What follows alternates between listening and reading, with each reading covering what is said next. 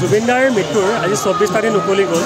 এই 24টা দিনত তেখেতৰ শেষকৃত্য সম্পন্ন হোৱা দিনটোৰ পিছত সৰ্বাধিক আজি এই অন্ত্যেষ্টিক্ৰিয়াস্থলীত জনসমাগম হোৱা দেখিবলৈ পোৱা গৈছে। আজি ৰাতিপুৱাৰ পৰা এতিয়ালৈ প্ৰায় 30,000ৰ অধিক মানুহৰ সমাগম ইয়াতে হৈছে।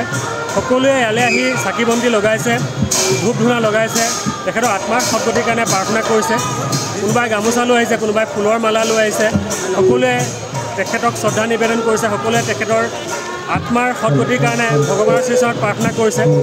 নামতি দলৰ সংখ্যাও আজি অজস্ৰত, প্ৰায় 100ৰ পৰা 150 শতাধিক নামতি দলে আজি আহি নাম পৰিৱেশন কৰিছে।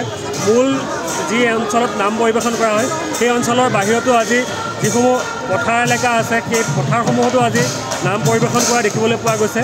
গতিকে জুবিনদাৰ অনুৰাগীসকল সোণাপুৰলৈ আহিছে, তেখেতক এবাৰ সান্নিধ্য ল'ব বিচাৰিছে। সকলোৱে জুবিনদাৰ ওচৰত আহি চকুলো টুকিছে।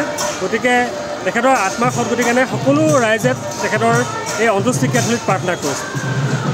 আমাৰ সঁচাকৈ আমি জুবিনদাৰ পৰা জালুকবাৰীৰ পৰা আহিছোঁ।